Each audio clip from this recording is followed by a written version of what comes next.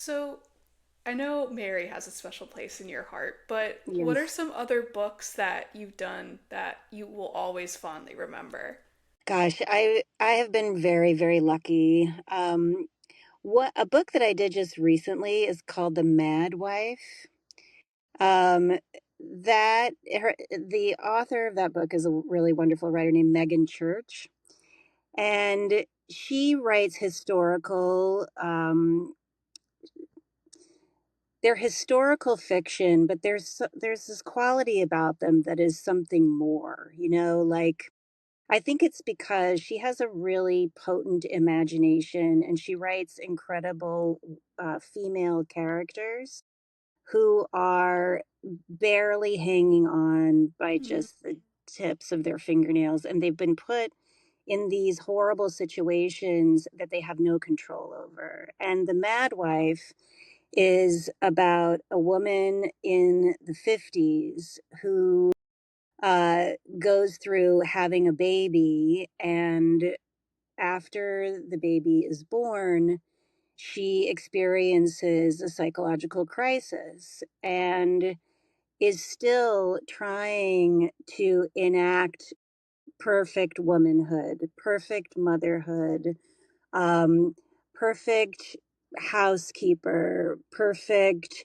um, wife, and she is in the most terrible, lonely, isolated place um, that a woman finds herself in, particularly when she has a baby.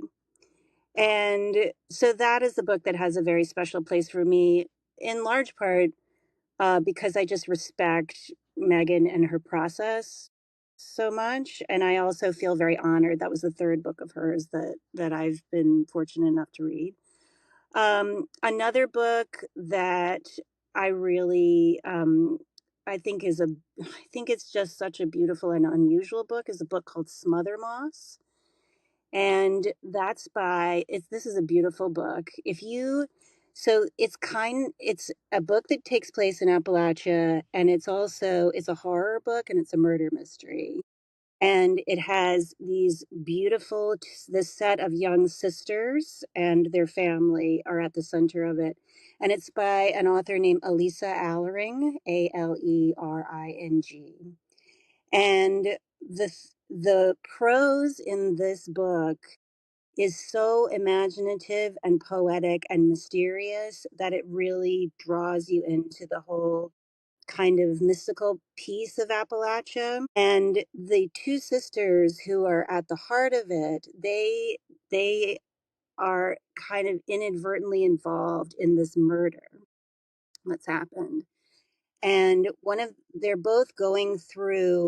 um, they're both going through very personal family tragedies, but in different ways. And one of them is going. She's a teenager.